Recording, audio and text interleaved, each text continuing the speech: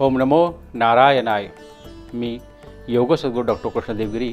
चला तर आज आपण जाणून घेऊया योग सद्गुरू विचारधारामध्ये महाभारत एक तत्वज्ञान. त्या अगोदर एक छोटासा सुविचार. मैत्री असो किंवा नातेसंबंध, सगळे बंध हे विश्वासावरच बांधले जात असतात. विश्वासाशिवाय आपल्याकडे काहीच नाही आहे. प्रेमाचा धागा म्हणजे स्नेह एकदाच जुळतो. स्नेहाचा धागा फार नाजूक असतो. एकदा तुटला की परत जोडता येत नाही, आणि जोडला तरी गाठ राहते कायमचीच. फारच थोड्यांच्या नशिबात अखेरपर्यंत अखंड धागा राहतो. बाकी सर्वांना गाठी मारूनच धागा टिकवावा लागतो. त्यालाच जीवन म्हणतात. योग सद्गुरू विचारधारामध्ये आज आपण महाभारत एक तत्वज्ञान याविषयी बोलणार आहे. महाभारतात असे म्हटले जाते आहे की सुमारे 80% मनुष्यबळ युद्धाच्या 18व्या दिवशीच मृत्युमुखी पडले होते. जेव्हा युद्ध संपले तेव्हा संजय युद्ध झाले तिथे म्हणजेच कुरुक्षेत्राच्या मैदानात आले. त्यांच्या मनात शंका आलेली होती की हे युद्ध खरंच झाले आहे का? खरंच एवढा मोठा नरसंहार झालेला आहे का? ती हीच जागा आहे का जिथे सामर्थ्यवान पांडव आणि भगवान श्रीकृष्ण उभे होते? ती हीच जागा आहे का जिथे श्रीमद भगवद्गीता सांगितली गेली? हे सगळे खरंच झाले आहे की मला तसा भ्रम होत आहे? संजय विचारात असतानाच त्यांना एक धीर गंभीर आवाजात, तुला कधीच याचे सत्य माहीत होणार नाही, एक शांत वयोवृद्ध आवाज त्यांच्या कानी पडला. संताने आवाज आलेल्या दिसले पाहिले तर त्यांना एक साधू तिथे दिसले. साधू हलक्या आवाजात परत म्हणाले की मला माहीत आहे तू इथे कुरुक्षेत्राचे युद्ध खरेच झाले आहे का ते पाहायला आला आहेस, परंतु तुला या युद्धाबद्दल सत्य कधी समजणार नाही जोपर्यंत तुला खरे युद्ध कसले होते ते कळणार नाही. संजय म्हणाले, म्हणजे? साधू म्हणाले, महाभारत हे एक महाकाव्य आहे, एक वास्तविकता आहे, परंतु त्यापेक्षा अधिक ते एक तत्वज्ञान आहे.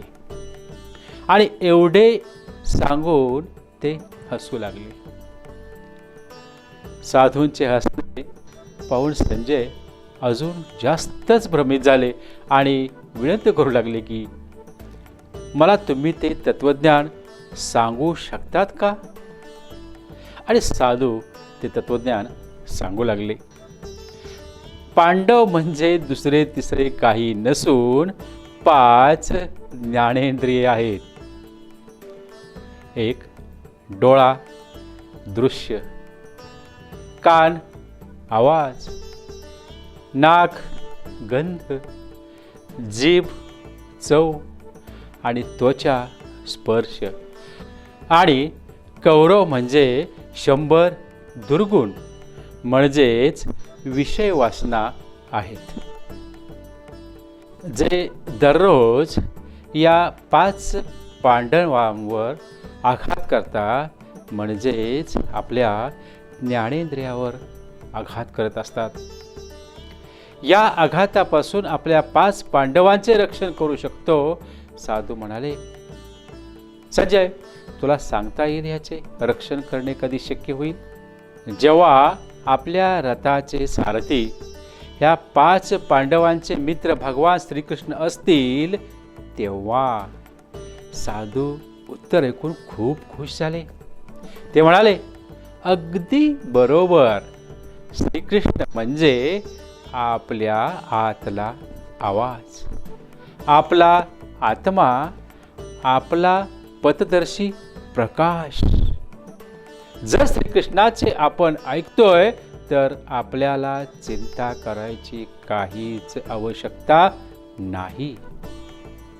संजयला बराच मतितार्थ आता कळला होता.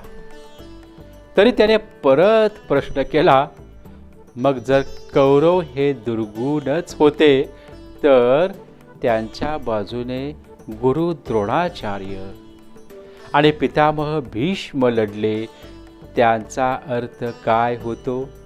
त्यांचा अर्थ असा होतो की जसे तुम्ही लहानाचे मोठे होत जातात, तुमच्यापेक्षा वयाने मोठ्या लोकांबद्दल असलेला तुमचा दृष्टिकोन बदलत जातो.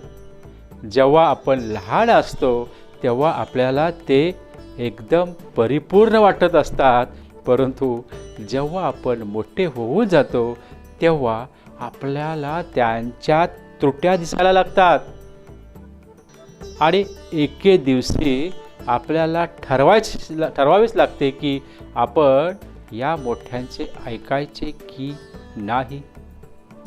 त्याने आपले ठरवायचे की आपण स्वतःच आपल्यासाठी निर्णय घ्यायचा.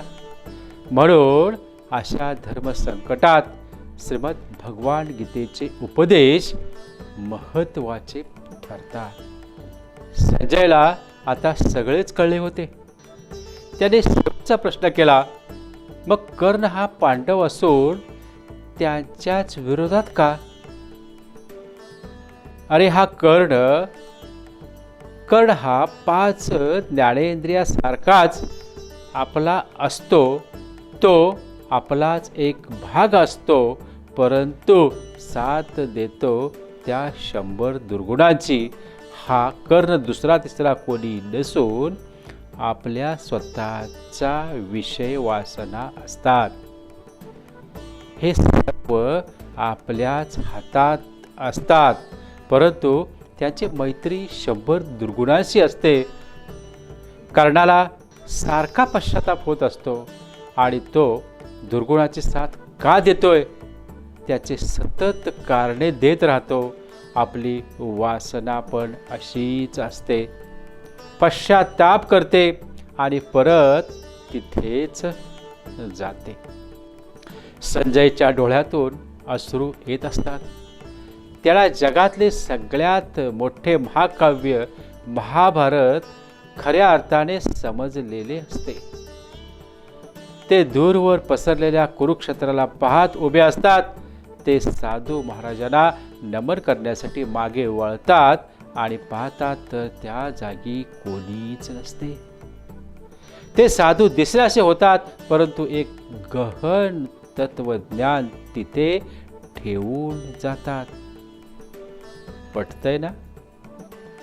धन्यवाद. ओम नमो नारायणाय.